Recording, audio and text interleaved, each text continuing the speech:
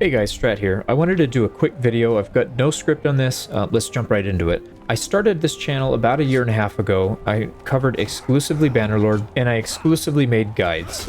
It's not entirely true. I did a couple Let's Plays. They're terrible. Please don't go back and watch them. Save your time. As time went on, I started adding a little bit more entertainment to each one, putting in memes, and then eventually I started making storyline-based videos, but I still maintained the integrity of the data that I included. That was always the focus of what I was making, and it seemed to do pretty well. The channel picked up a lot of steam this year. I would say middle of the year, it started doing really well. And then in October and November, things completely went bonkers around the full release of Bannerlord, so it left early access. So before I was getting about 500 to 700,000 views per month, pretty consistently in that range. And then October and November, between those 2 months combined, I got about 4 million views. So that's roughly 3 to 4 times what I would normally make in that same time period. And then obviously in December, things kind of tailed off. The game's been out for a couple months. I wasn't able to make videos because my family got sick and I had to take care of things with that. But you know, that's life. So I made a post recently about things needing to change, and I wanted to go over that. I started this YouTube channel specifically as a business to accomplish 2 things. I wanted to stay home to help watch the kids and help raise them, and I wanted to continue making money. And I figured a YouTube channel would help me do both of those. So far, it's been pretty good at that, although it does suck up a lot of time. Now, I started covering a niche game in Bannerlord. It's not very popular. It is really fun. The community is amazing, and I've had a really good time. But one thing I have noticed in my year and a half is that it's not very profitable. The life cycle of a video game can really kill a channel like this one. You know, before it releases, it's not all that popular. It releases, you get a huge influx of people watching videos, and then it peters off, and then maybe a year later, you've got a dead channel. Unless you pivot and you start covering other games, in which you have to start all over again. You got to teach the algorithm that you are making content for this game, you're making guides that people want to watch, and it can take, you know, 5, 10, 20 videos before the algorithm actually starts pushing your videos. So it's really a pain in the neck. Now, I don't want to completely shut off making guides. I'm actually considering making a 3rd channel strictly for guides for games that I'll be covering, but I'm not sure yet on that. We could discuss it later. As far as this month, let's talk about what the plans are. I'd like to finish off making a few more guides for Bannerlord and also a couple experimental videos covering some topics on YouTube in general. I'm going to be making videos that require much less editing, but the quality of the information will still be the key component of these videos, so don't worry about that. I'm going to try and post these daily, at least for a week or 2, but it really depends on how crazy my kids are being, and I'm sure you can hear them in the background. They're literally slamming on the wall next to me, so.